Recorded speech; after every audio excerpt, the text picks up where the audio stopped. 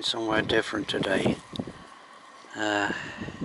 Southwest corner of Anglesey, basically in the middle of nowhere. But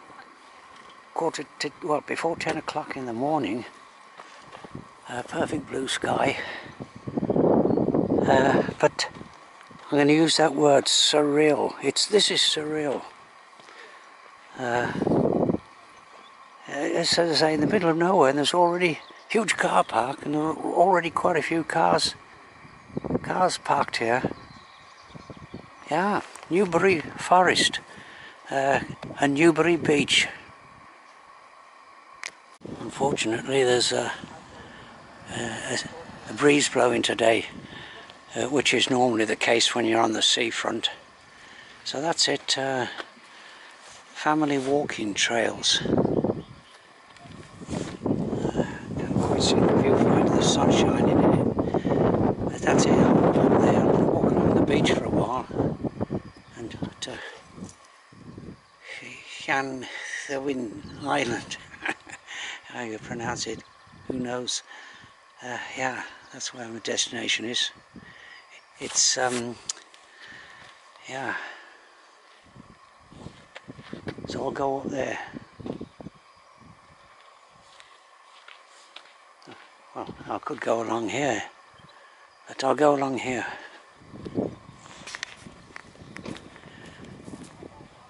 Vast numbers of information boards here. This is the famed beach, and there's the island. It's actually only an island for about 2 hours each day when it's cut off by high tide. But look at this beach. Yeah, it's claimed to be the finest beach in Wales, not just North Wales, but all of Wales. And I think you can say, yeah, I think you can see why. Look at that mountainous skyline there. Yeah, Snowdonia and the Helen Peninsula over there.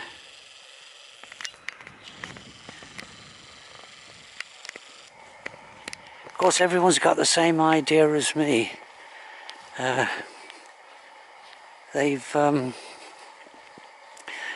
looked at the forecast, clear blue sky, and decided to go out for the day, even though it's Friday, it's not even a weekend. Already lots of people here.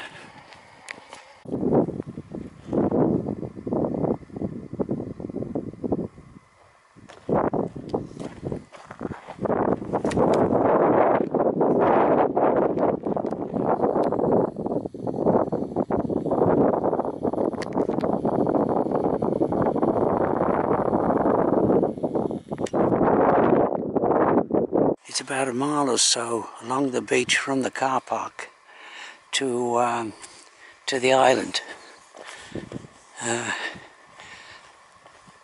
I live about an hour and a half's drive away, so I had to I had to leave fairly early for me. I'm making this an all-day outing because the high tide is around about 2:30 or 3 o'clock in the afternoon. So it's about, I think it's about 10:15 in the morning now. So I've got plenty of time. But if I left it a bit, if I was on the island at say 2 o'clock or 3 o'clock in the afternoon, I'd be cut off by the high tide. And well, I'd only be cut off at the most 2 hours, but still, yeah.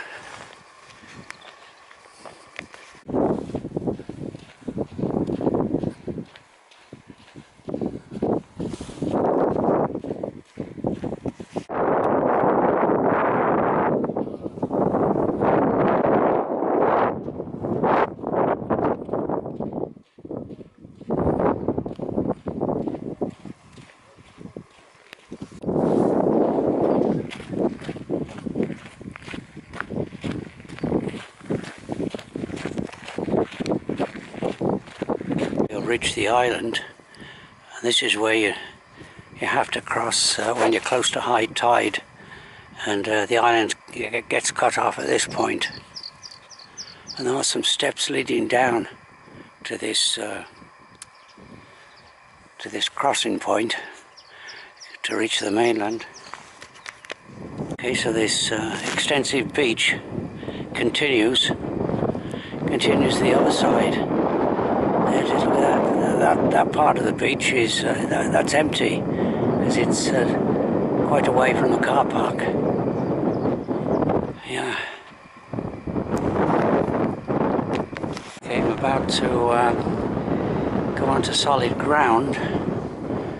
It looks like there's an information hut here coming up. Very nice indeed.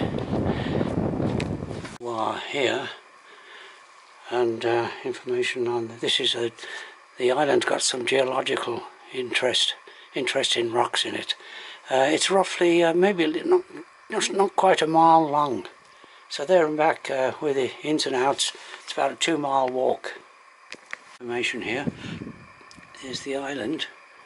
Excuse me. The main items of interest are St. Llanddwyn's Church and St. Llanddwyn's Cross.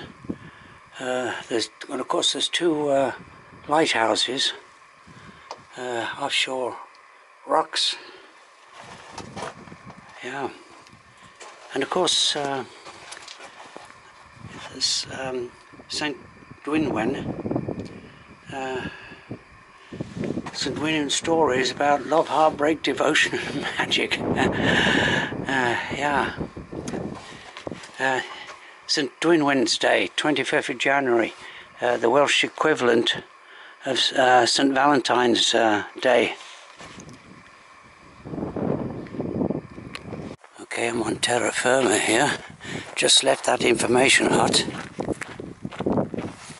There's bluebells. It's one of the highlights of spring, really. The bluebells. Bluebells and buttercups. It's beautiful here. Well worth coming here. I can't remember actually walking on the island before, but I have cycled in Newbury Forest and I've seen the island. That was about, well, over 20 years ago. And I can't actually remember walking on the island itself.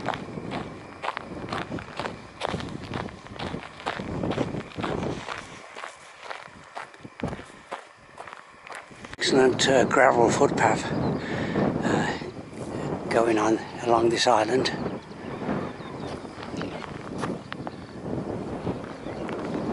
A nice little sandy coves dotted all around.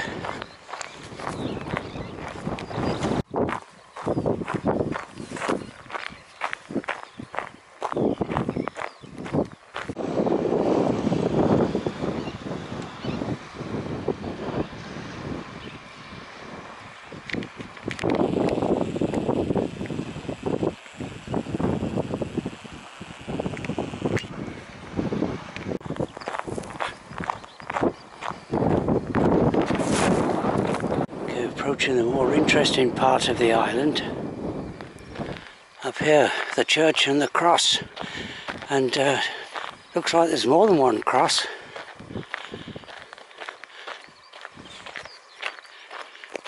We win. Those Celtic crosses. There's the church, the ruined church. It dates from the medieval ages. There's an inscription on that cross there at the base.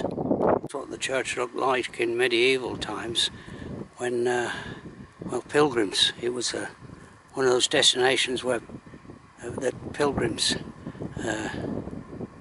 made a journey to. And there's the lady whose whose love life didn't quite work out for her. Yeah. Okay, so let's have a look at the church. I think it was quite an extensive church for, well, considering its location. Was it 70, 80 feet long? I'm not sure why this medieval church, of course it's many, many years ago. I think it's 16th century. Maybe I'll check up on that. But I wonder what happened to all the stones. Why it fell into disrepair. Okay, coming up to the fishermen's cottages. Oh no, I think they're the cottages built for the pilots that took the boats around the treacherous sandbanks by Menai Straits. It's fantastic here. I like it.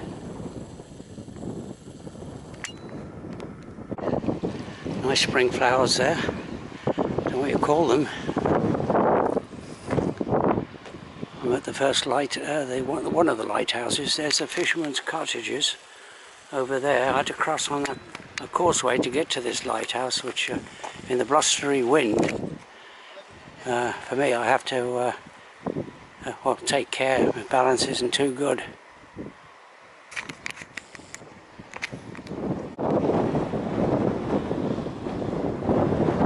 Yeah, there's that causeway where you can go along the sand. A bit further down. I don't know if you can hear me.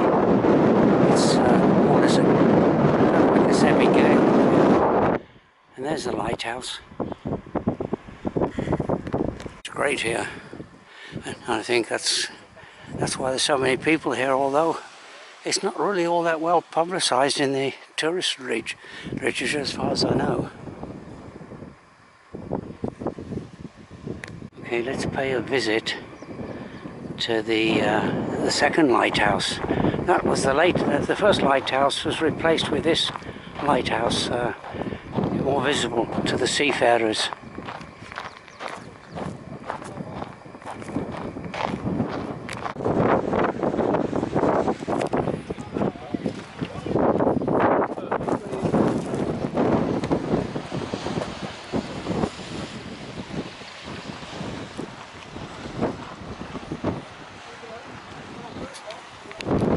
You have to see in the lighthouses, after see the Christian cross.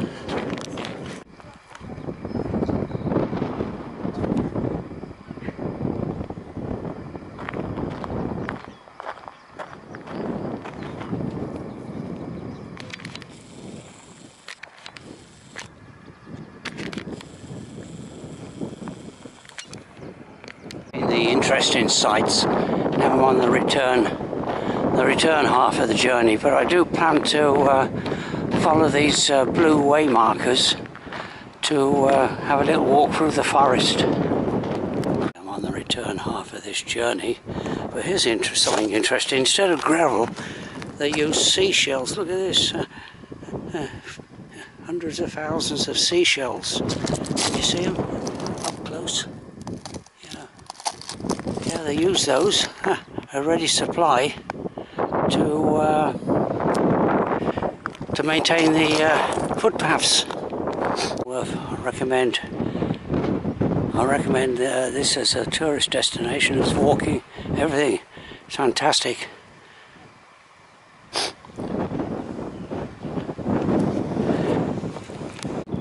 Yeah, it's been a pretty stiff breeze blowing. Here's an example of the coves. There's, well, at least maybe a score or more of coves dotted around the island.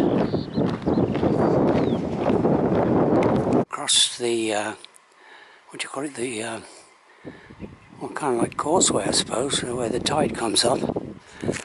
And so I'm safely on the, well, practically on the mainland. There's a typical of the rocks around here. Quite interesting. That's about, what, 40 feet high, that piece of rock. I'm just going to have a break here. It's out the wind. This is the spot where I'm having my break. I could spend, well, a great place to sunbathe. Well, as I said, that was a bit of a gust. But a fantastic place. Nice and warm in the sun.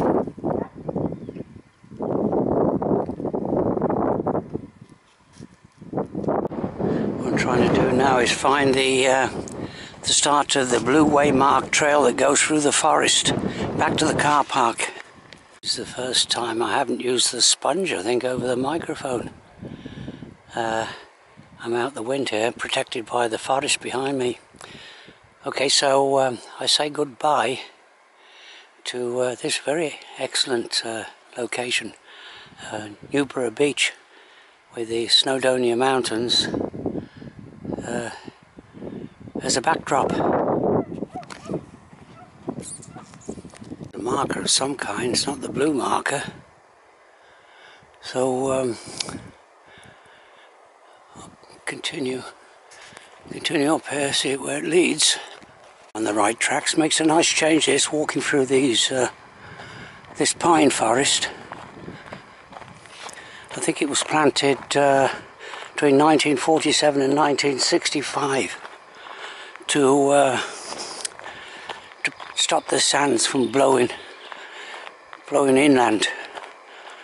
In fact, I think the village of Newborough was subject to sandstorms. Once I'm away from any landmarks like this, the coast, I think you can lose your sense of direction in these forests.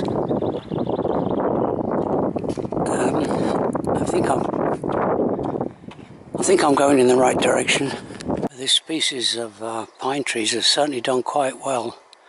Been planted on, well, I guess at one time was sand dunes, although there seem to be rocky outcrops here as well.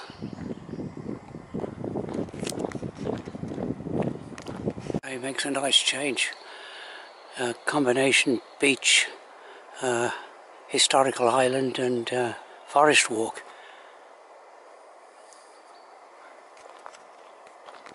Following these blue marker trails has kind of led me around the mulmy brush in a way. I will eventually get back to the car park, but it's kind of leading away from the car park. Where it would be handy if there were one or two kind of boards around, information boards showing a map of the forest, because there is a maze of trails, walking trails, cycling trails and horse trails as well, I believe, in this forest, which is, I think, the largest in Anglesey. I've probably got another mile and a half or maybe more to the car park, taking this blue marker trail. But there's the first the May blossom, first I've seen this year. Okay, this is where I turn right. There's a nice new bench put there. Okay, this is where I turn right, and I think this leads about another mile or so back to the car park. But it's a pleasant enough walk. Blue waymark trail goes down there. According to my OS phone app, this is a shorter route back to the car park, because I wasn't really intending to do too long a walk, because I wanted to visit a couple of other places while I'm up here. Getting back to the tarmac lane, which goes down to this is where they people are just going to do the forest walk, walking the dogs and that. This is where they park.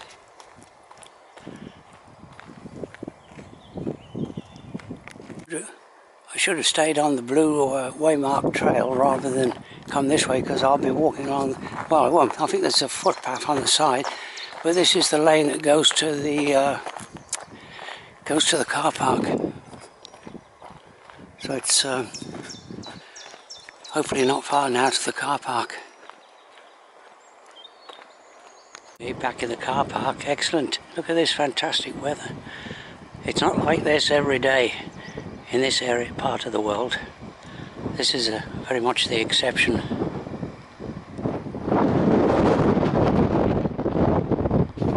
End of video.